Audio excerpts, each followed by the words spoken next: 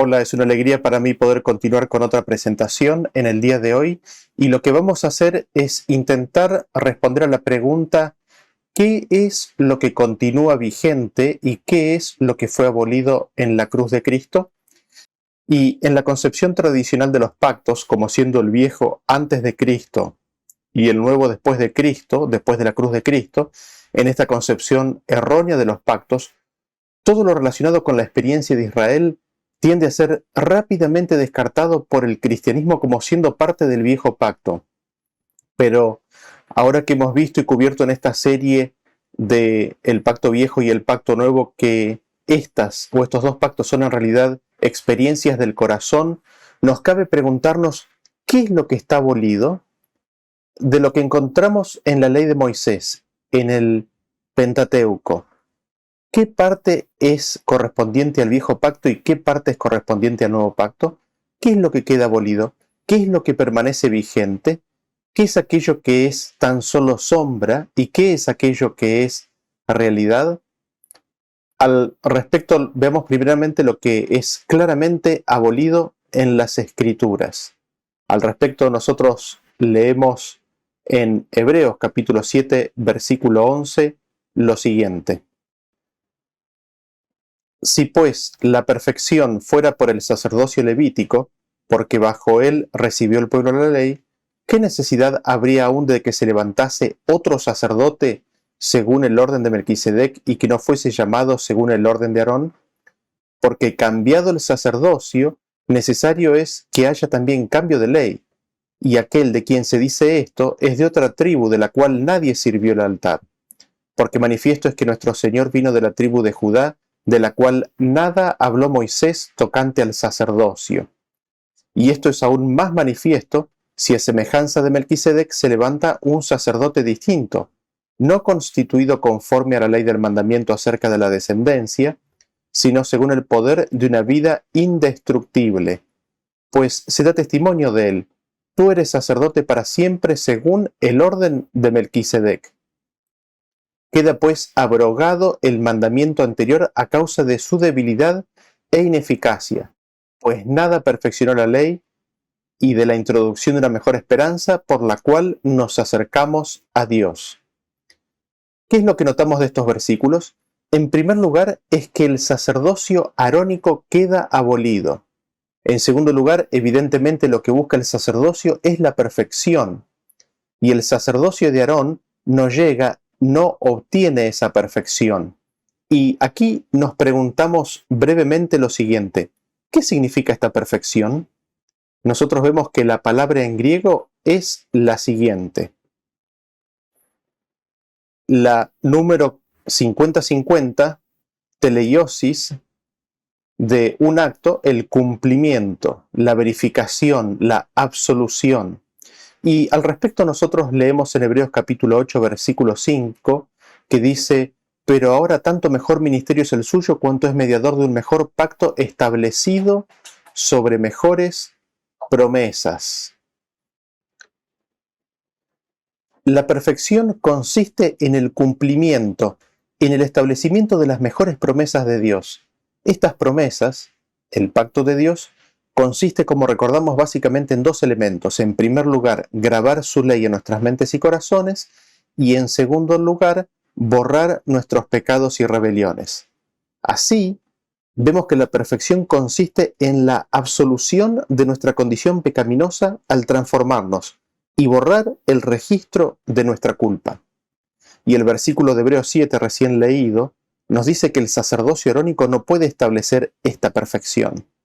El versículo establece que si el sacerdocio arónico pudiera ser perfecto al participante del culto, dicho sacerdocio habría permanecido. Sin embargo, como no lo hace, es evidente que es necesario otro sacerdocio que sí lo hiciera. Así, el pacto viejo tiene un sacerdocio que eventualmente es cambiado por el sacerdocio de Cristo. Y nosotros hemos visto que el pacto viejo también es una descripción del pacto del pueblo de Israel con Dios. Pero, ¿cómo estos conceptos se aplican a nuestros días? Esto es sencillo. Cuando el sacerdocio, la intercesión, no es de Cristo, cuando el ser humano busca y confía en otro ser humano fuera de Cristo para llegar a Dios, Allí estamos en presencia de un sacerdocio que es típico del viejo pacto. Y no nos engañemos, esto pasa hoy en día constantemente. Por ejemplo, ¿la palabra de quién recibimos? Tenemos a la Biblia que es inspirada por Dios y dada por Cristo. Cristo mismo nos dio la palabra de Dios. ¿Y cuántas veces el hombre acepta y recibe algo porque lo dice el hombre y no porque lo dice la Biblia? ¿No les ha sucedido hablar con personas queriendo mostrarles alguna verdad bíblica y estos se aferran a la tradición de la iglesia no queriendo considerar la palabra de Dios? Esto es evidencia clara de una experiencia espiritual que está basada en el hombre y que tiene a Cristo demasiado lejano como para poder recibir su palabra directamente. Y Pablo declara claramente que para que haya cambio de sacerdocio, tiene que haber un cambio de la ley, porque la ley establece como sacerdote a aquel que sale de la tribu de Leví, mientras que Jesús vino de la tribu de Judá. Y Pablo nos dice que el sacerdocio de Jesús se establece no en base al poder del mandamiento de la ley acerca de la descendencia de Aarón, sino por dos razones o causas diferentes.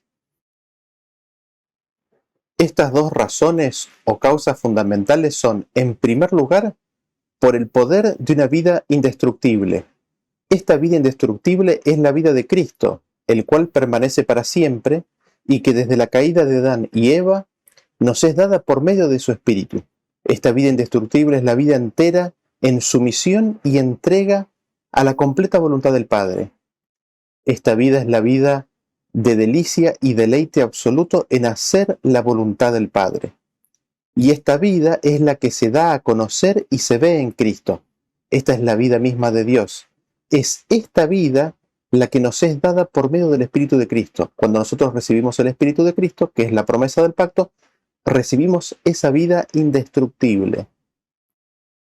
En segundo lugar, la segunda razón por la cual el sacerdocio de Jesús se establece no en base al poder del mandamiento de la ley acerca de la descendencia de Aarón, sino por otra razón. La segunda razón es de que hay una palabra, hay un juramento, hay una declaración del Padre al Hijo, en el cual éste lo establece a Cristo como sumo sacerdote. Y esto está establecido, como lo habíamos visto en temas anteriores, por su condición de hijo. El que le dijo, mi hijo eres tú, yo te engendré hoy, también le dijo, tú eres sacerdote para siempre según el orden de Melquisedec. Así, por estas dos razones, tenemos establecido el sacerdocio que hace perfecto cumplimiento a las promesas de Dios en el ser humano. Así, consecuentemente, el versículo nos dice que queda abrogado el mandamiento por causa de su debilidad e ineficiencia. Este mandamiento, el del sacerdocio por la descendencia de Leví, queda abrogado porque no hace perfecto al ser humano al no poder darle las promesas de Dios. Y nos cierra este concepto Pablo al decir que la ley en sí misma no perfecciona nada, sino que introduce en el ser humano una mejor esperanza. El establecimiento del sacerdocio de Aarón le hizo visible al hombre del viejo pacto, el sacerdocio inmutable y eterno e invisible del Hijo de Dios. Y es conociendo ese sacerdocio de Cristo por medio del sacerdocio arónico que ahora puede acercarse a Dios por medio de Cristo. Así vemos y establecemos el primer punto de lo que quedó abolido. ¿Qué es lo que quedó abolido con la cruz? Quedó abolido el sacerdocio arónico. Y establecemos lo siguiente, lo que está en el libro de Hebreos, ahí mismo, capítulo 7, a partir del versículo 22. Dice, por tanto Jesús es hecho fiador de un mejor pacto. Y los otros sacerdotes llegaron a ser muchos, debido a que por la muerte no podían continuar.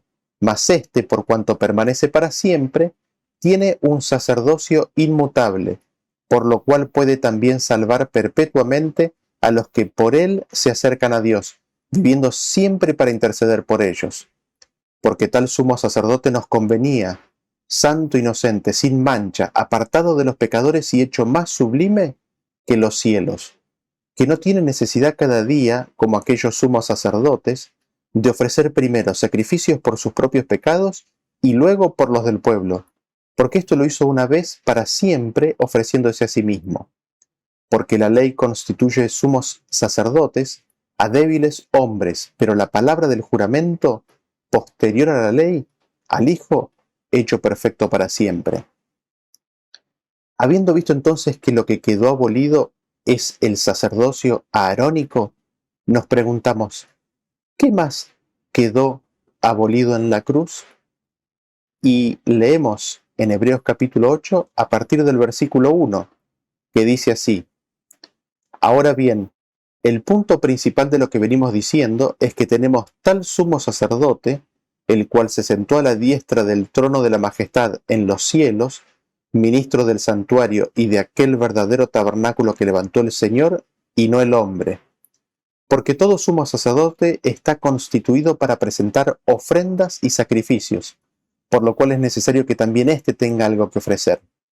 Así que, si estuviese sobre la tierra, ni siquiera sería sacerdote, habiendo aún sacerdotes que presentan las ofrendas según la ley, los cuales sirven a lo que es figura y sombra de las cosas celestiales, como se le advirtió a Moisés cuando iba a erigir el tabernáculo, diciéndole: Mira, haz todas las cosas conforme al modelo que se te ha mostrado en el monte. Pero ahora, tanto mejor ministerio es el suyo cuanto es mediador de un mejor pacto establecido sobre mejores promesas. Porque si aquel primero hubiera sido sin defecto, ciertamente no se hubiera procurado lugar para el segundo.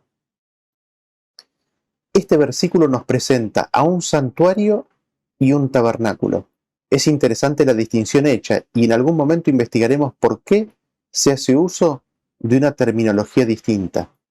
Pero el punto principal de lo que Pablo quiere decir es de que hay un verdadero tabernáculo. Este verdadero tabernáculo no lo levantó el hombre, sino que lo levantó Dios.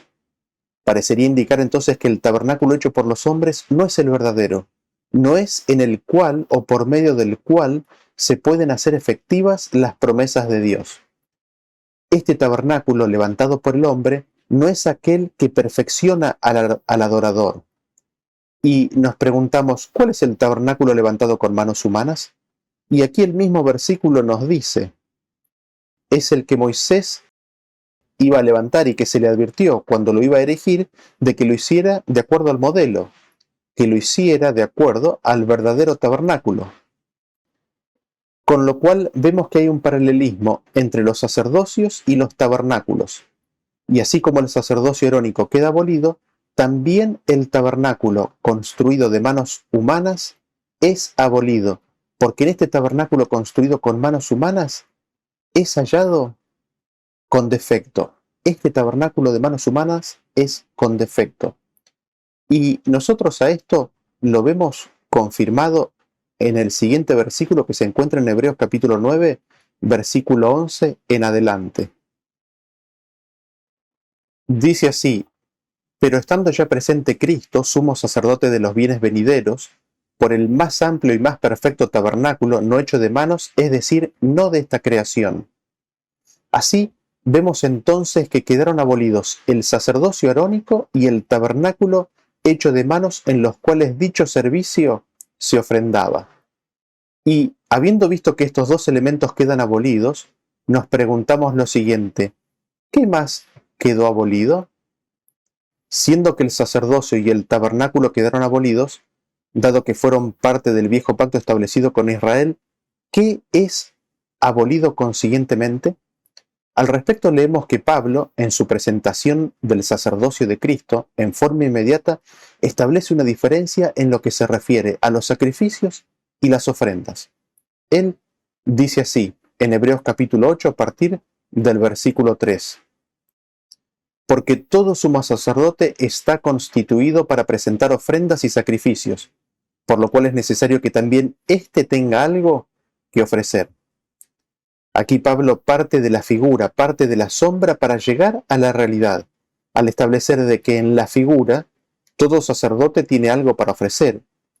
Y nos preguntamos, dado que está hablando del sacerdocio de Cristo, ¿qué es lo que Cristo tiene para ofrecer? Y allí, en el contexto mismo, nos dice, leemos Hebreos capítulo 7, versículo 26, dice: porque tal sumo sacerdote nos convenía, santo, inocente, sin mancha, apartado de los pecadores y hecho más sublime que los cielos, que no tiene necesidad cada día como aquellos sumos sacerdotes de ofrecer primero sacrificios por sus propios pecados y luego por los del pueblo, porque esto lo hizo una vez para siempre, ofreciéndose a sí mismo. Lo que Cristo ofrece, la ofrenda y el sacrificio de Cristo por los pecados del mundo, es su propia vida. Y nosotros leemos más respecto de esto en Hebreos capítulo 9, a partir del versículo 9 en adelante. Dice así: lo cual era figura de aquel tiempo presente, en el cual se ofrecían presentes y sacrificios que no podían hacer perfecto cuanto a la conciencia al que servía con ellos, consistiendo solo en viandas y en bebidas y en diversos lavamientos y ordenanzas acerca de la carne, impuestas hasta el tiempo de la corrección. Mas estando ya presente Cristo, pontífice de los bienes que habían de venir, por el más amplio y más perfecto tabernáculo, no hecho de manos, es a saber, no de esta creación, y no por sangre de machos cabríos ni de becerros, mas por su propia sangre entró una sola vez en el santuario, habiendo obtenido eterna redención. A este versículo lo hemos leído de la Reina Valera versión 1909. Y aquí nosotros tenemos descritos los elementos que quedan abolidos. Estos no son solamente el sacerdocio arónico y el tabernáculo hecho de manos, sino que también es abolido las ofrendas o los presentes y los sacrificios. El problema de estas ofrendas y sacrificios es de que no podían hacer perfecto al participante del culto. Y aquí volvemos al concepto que habíamos mencionado anteriormente. Estas ofrendas y sacrificios no podían perfeccionar, es decir, no podían efectivizar las promesas de Dios en el adorador de este culto. La sangre de los machos cabríos y de los becerros no sirve para esto, sino tan solo la sangre de Cristo Jesús. Al respecto, nosotros el versículo que se encuentra en el capítulo 9 de Hebreos, el versículo 23 en adelante, nos dice y nos confirma esto que venimos diciendo de la siguiente manera.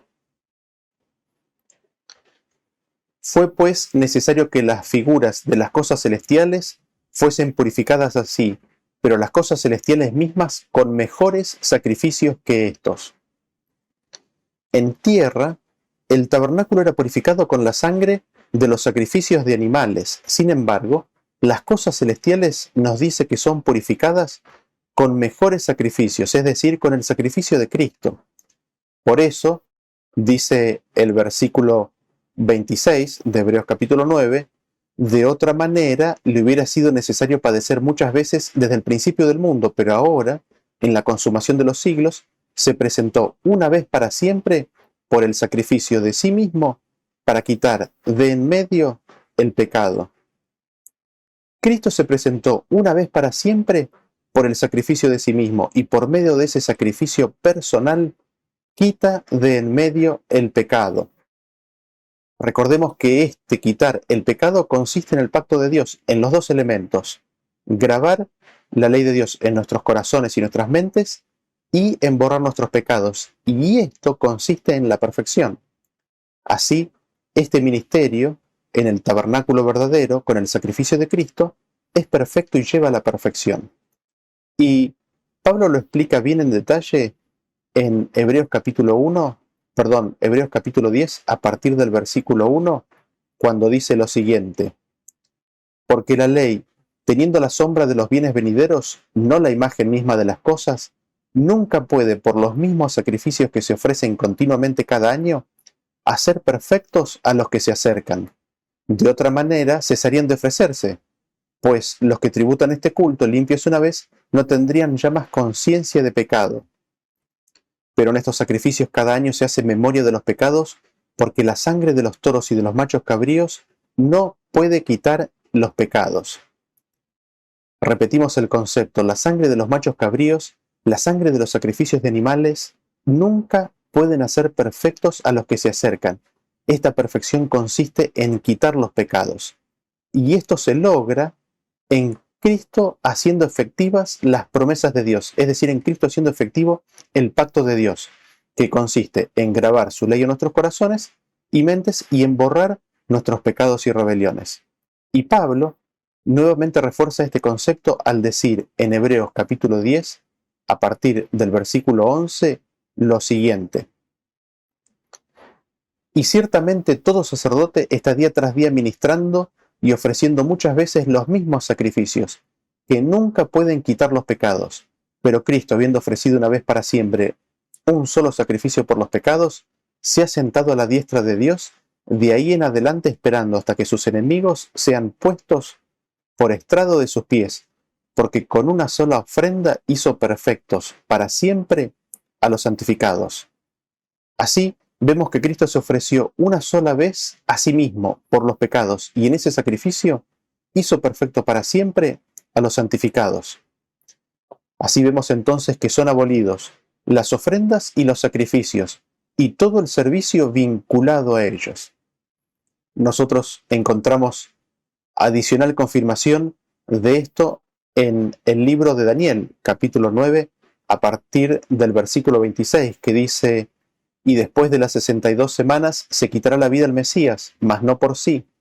Y el pueblo de un príncipe que ha de venir destruirá la ciudad y el santuario, y su fin será con inundación. Y hasta el fin de la guerra durarán las devastaciones. Y por otra semana confirmará el pacto con muchos. A la mitad de la semana hará cesar el sacrificio y la ofrenda. Después, con la muchedumbre de las abominaciones, vendrá el desolador, hasta que venga la consumación y lo que está determinado se derrame sobre el desolador. La profecía claramente establece la venida del Mesías, de Cristo. Nos da una ubicación exacta, temporal, en el eje del tiempo, y nos dice de que Cristo sería muerto. A la mitad de la semana, que sabemos que es la última semana de la profecía de las 70 semanas, es cuando Cristo fue levantado del madero, y en ese acto hizo cesar el sacrificio y la ofrenda.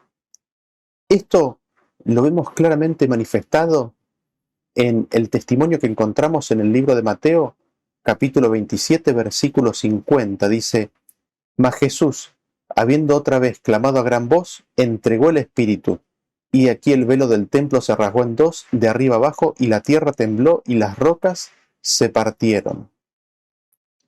Así, vemos que el sacerdocio arónico, el tabernáculo y su servicio, las ofrendas y los sacrificios, todos ellos fueron abolidos. Y nos preguntamos, ¿qué más encontramos en las Escrituras respecto de lo que es abolido? Al respecto leemos lo que se encuentra en el libro de Hebreos capítulo 8, versículo 13. Dice, al decir, nuevo pacto ha dado por viejo al primero, y lo que se da por viejo y se envejece está próximo a desaparecer. Aquí Pablo nos dice, hablando del viejo pacto, que es el primero, nos dice que este viejo pacto, este primer pacto, es dado por viejo y que se envejece y que está próximo a desaparecer. Notamos aquí que en los días de Pablo, cuando se escribe esto, muchos años después de la resurrección y ascensión de Cristo, nos dice que el viejo pacto está viejo y aunque todavía estaba presente, pronto habría de desaparecer. Esto naturalmente hace referencia a dos cosas. En primer lugar, a que todo el sistema que recién hemos referenciado como obsoleto y que fue destruido en el año 70 con la destrucción de Jerusalén, tendría su primera desaparición en ese contexto y en esa circunstancia.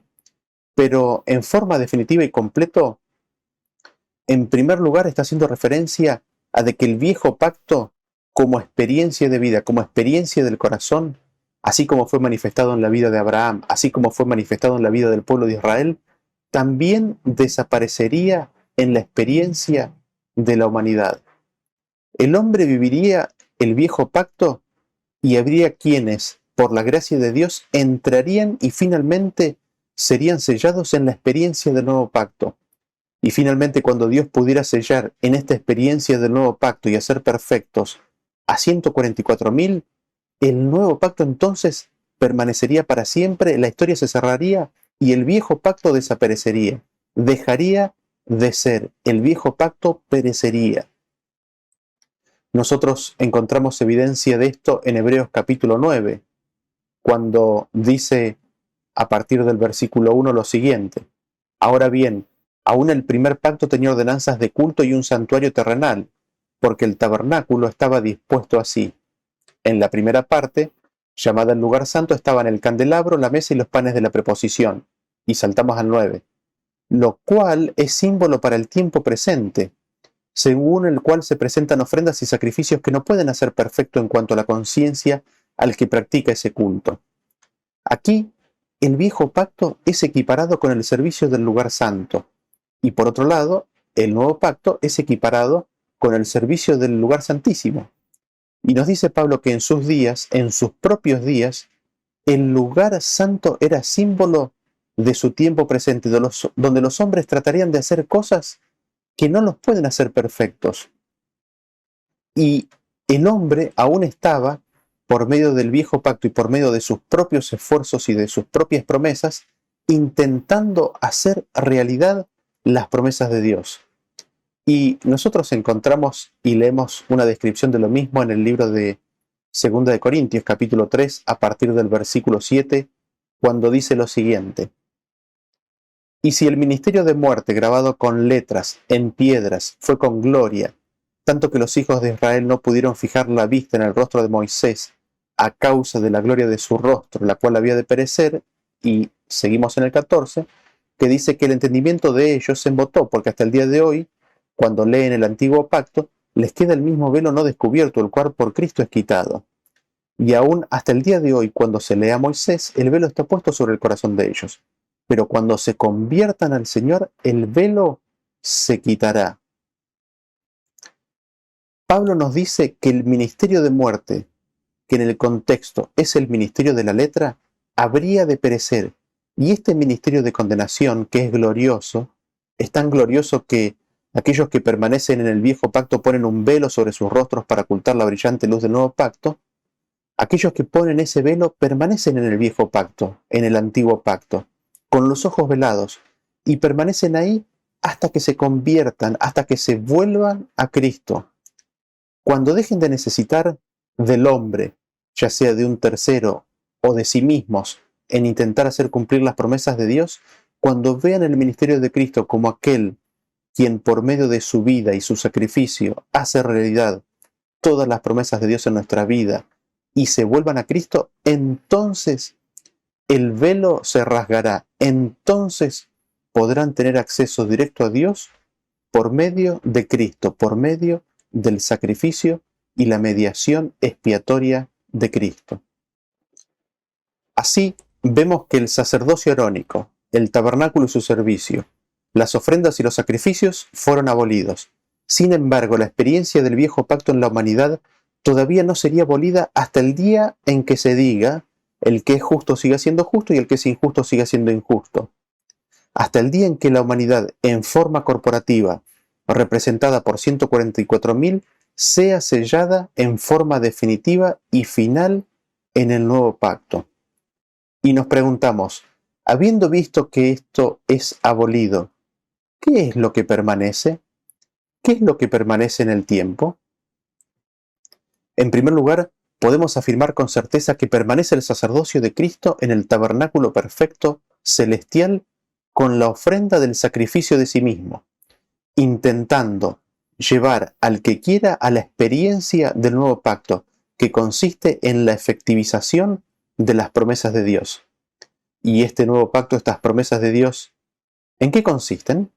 Lo leemos nuevamente en Hebreos capítulo 8, versículo 10, dice: por lo cual este es el pacto que haré con la casa de Israel después de aquellos días, dice el Señor. Pondré mis leyes en la mente de ellos, y sobre su corazón las escribiré, y seré a ellos por Dios, y ellos me serán a mí por pueblo. Evidentemente, lo que permanece son las leyes de Dios. Y nos preguntamos, ¿de qué mandamientos estamos hablando?